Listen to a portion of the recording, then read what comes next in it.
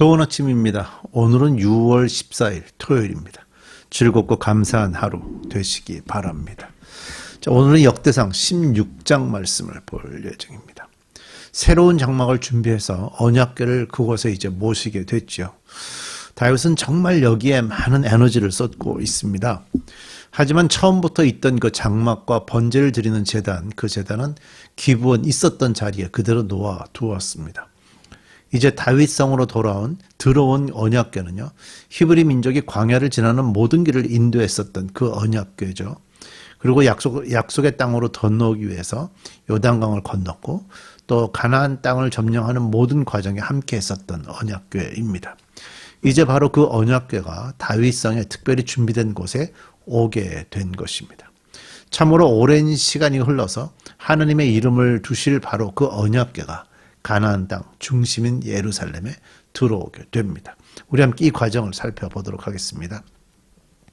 역대상 16장 1절부터 말씀 볼 예정이고요. 오늘 좀 길게 읽습니다. 그래서 설명이 굉장히 짧습니다. 1절, 그들이 하나님의 궤를 들어다가 다윗이 궤를 두려고 쳐놓은 장막 안에 궤를 옮겨놓고 나서 하나님 앞에 번제와 화목제를 드렸다. 다윗은 번제와 화목제를 드리고 나서 주의 이름으로 백성에게 복을 빌어주고 온 이스라엘 사람에게 남녀를 가리지 않고 각 사람에게 빵 한 개와 고기 한 점과 건포도 과자 한 개씩을 나누어 주었다. 다윗이 레위 사람을 임명하여 주의 궤 앞에서 섬기며 주 이스라엘의 하나님을 기리며 찬양하며 감사하게 하였다. 그 우두머리는 아삽이며 그 밑에 스가랴와 여이엘과 스미라못과 여히엘과 마띠디아와 엘리압과 브나야와 오벳에돔과 여이엘이 있었다. 이들은 검은 고와 수금을 타고 아삽은 심벌주를 우렁차게 쳤다. 제사장 브나야와 야하시엘은 하나님의 언약궤 앞에서 항상 나팔을 불었다. 그 날에 처음으로 다윗이 아삽과 그 동료들을 시켜 주님께 감사를 드리게 하였다. 이제 나오는 부분을 언약궤가 들어온 것에 대해서 감사를 중심으로 한 찬양시가 나오게 됩니다. 이 감사 찬송이라는 소제목이 붙어 있는데요. 그 내용이 이제 좀 아주 긴데요. 22절까지는 이스라엘 역사를 중심으로 감사의 시가 나오고 그 다음에는 하나님이 하신 일을 중심으로 직접적으로 하나님을 찬양하는 장면입니다. 자, 내일까지 내용이 포함되고 있는데 아예 그냥 오늘과 내일 이틀치를 오늘 한꺼번에 말씀을 다 읽어가 보려고 합니다. 자, 감사 찬송이라고 되어 있는 8절부터 말씀을 보겠습니다. 너희는 주님께 감사하면서 그의 이름을 불러라. 그가 하신 일을 만민에게 알려라. 그를 노래하면서 그를 찬양하면서 그가 이루신 놀라운 일들을 말하여라. 그의 거룩하신 이름을 찬양하여라. 주님을 찾는 마음에 기쁨이 있다. 주님을 찾고 그의 능력을 힘써 사모하고 언제나 그의 얼굴을 찾아 경배하여라. 12절 자세히 좀 보세요. 주님이 이루신 놀라운 일을 기억하여라. 그 이적을 기억하고 내리신 판단을 기억하여라. 사실 전 이 부분이 굉장히 중요하다고 생각합니다. 기억하는 것. 하나님이 어떤 일을 하셨는가를 기억하는 일이 굉장히 중요하다고 생각합니다. 하나님이 하신 일들을 기억하고요. 또 하나님이 그럴 때마다 어떤 판단을 내리셨었는지 그것을 기억하는 게 굉장히 중요하다고 말씀합니다. 자, 13절입니다. 그의 종 이스라엘 자손아, 그가 택하신 야곱의 자손아, 그가 바로 주 우리의 하나님이시다. 그의 공의로운 판결이 온 세상에 미친다. 그는 맺으신 언약을 영원히 기억하신다. 자손 수천 대를 두고 명하신 말씀을 기억하신다. 그것은 곧 아브라함과 맺으신 언약이요 이삭에게 하신 맹세요 야곱에게 세우신 율례로서 이스라엘이 지킬 영원한 언약이다. 18절입니다. 주께서는 이 가나안 땅을 내가 너희에게 유산으로 준다 하고 말씀하셨다. 유대민족들이 40여 년 힘들게 광야 생활을 견뎌내고 가나안 땅에 들어오게 됐죠. 또 가나안 땅이 하나님이 주신다고 그래가지고 그 땅을 정복하느라고 정말 많은 세월을 투자하고 노력을 많이 했습니다. 그렇게 해서 그 땅을 그들이 가지게 된 것은 하느님께서 이미 가나안 땅을 유산으로 주시겠다고 약속하셨던 것이 있었기 때문입니다. 그래서 그 땅을 받게 된 거죠. 우리가 그 하느님 앞에 감사해야 될 몇 가지 모습 중에 하나는 하느님께서 우리의 삶의 자리를 공급하신다 하는 것들 때문입니다. 히브리들도 유대 사람들도 똑같이 그런 고백들을 하고 있는 거죠. 19절 그때 너희의 수요가 극히 적었고 그 땅에서 나그네로 있었으며 그때 너희가 이 민족에게서 저 민족에게로 이 나라에서 다른 나라 백성에게로 떠돌아다녔다. 그러나 그때의 주께서는 아무도 너희를 억압하지 못하게 하셨고 너희를 두고 왕들에게 경고하시기를 내가 기름 부어 세운 사람에게 손을 대지 말며 나의 예언자들을 해하지 말아라 하셨다. 온 땅아 주님께 노래하여라. 그의 구원을 날마다 전하여라. 그의 영광을 만국에 알리고 그가 일으키신 기적을 만민에게 알려라. 주님은 위대하시니 높이 찬양하여라. 자, 25절부터 이제 23절부터 나오는 내용들은 실제적으로 하나님을 이렇게 찬양하라고 직접적으로 표현을 합니다. 그런 표현들 우리가 좀 요즘에 많이 부르는 CCM이라 부르는 그런 곡들의 가사가 되는, 가사의 배경이 되는 그런 성경 구절이죠. 25절. 주님은 위대하시니 높이 찬양하여라.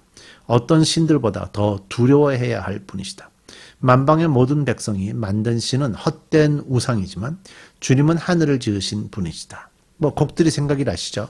그의 존재는 위엄과 영광이 있고 그의 처소에는 권능과 즐거움이 있다. 만방의 민족들아 주의 영광과 권능을 찬양하여라. 주의 이름에 어울리는 영광을 주님께 돌려라.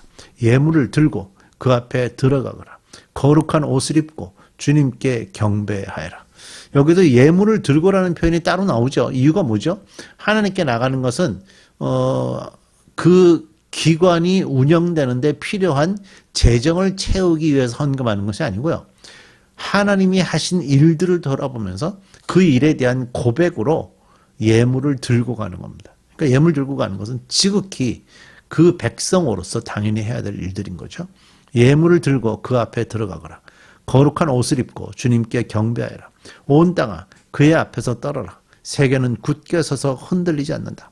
하늘은 즐거워하고 땅은 기뻐서 외치며 주님께서 통치하신다고 만국에 알릴 것이다. 바다와 거기에 가득 찬 것들도 다 크게 외쳐라. 들과 거기에 있는 모든 것도 다 기뻐하며 뛰어라. 주님께서 땅을 심판하러 오실 것이니 숲속의 나무들도 주님 앞에서 즐거이 노래할 것이다. 주님께 감사해라. 그는 선하시며 그의 인자하심은 영원하시다. 너희는 부르짖어라. 우리 구원의 하나님, 우리를 구원하여 주십시오. 여러 나라에 흩어진 우리를 모아서 건져 주십시오. 주님의 거룩한 이름에 감사하며 주님을 찬양하며 영광을 돌리게 해 주십시오. 여기 표현 중에 여러 나라에 흩어진 우리를 모아서 건져 주십시오.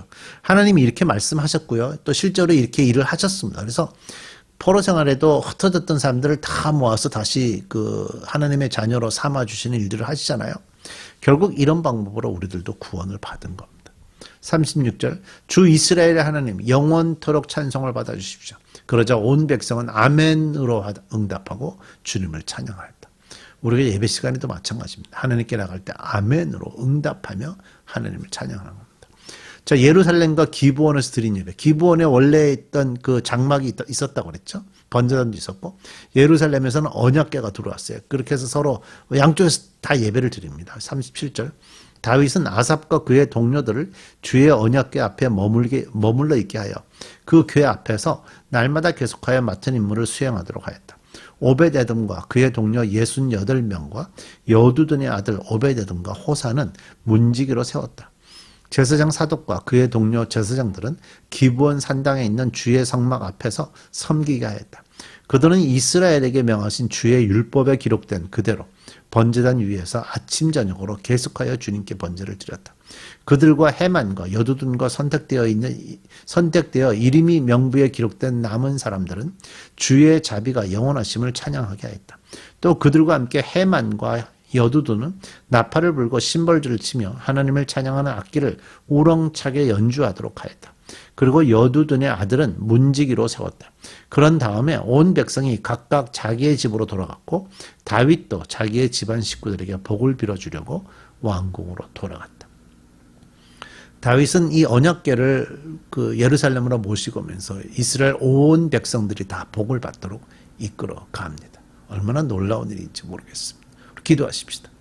하나님, 다윗이 인도해서 하나님의 말씀이 담긴 언약궤가 예루살렘으로 들어와서 함께 기뻐하고 예배하면서 하나님을 찬양합니다. 하나님, 우리도 이제 내일 함께 모여서 예배합니다. 주의 백성들이 모일 텐데 하나님 동행하시고 함께 하시고 우리가 예배함으로 아버지 하나님의 이름이 높여지게 하시고 우리 브릿지 가족들 다 모여서 하나님을 찬양하고 하나님의 이름이 회복되는 놀라운 일들 있게 해 주옵소서. 예수님의 이름으로 기도드립니다. 아멘.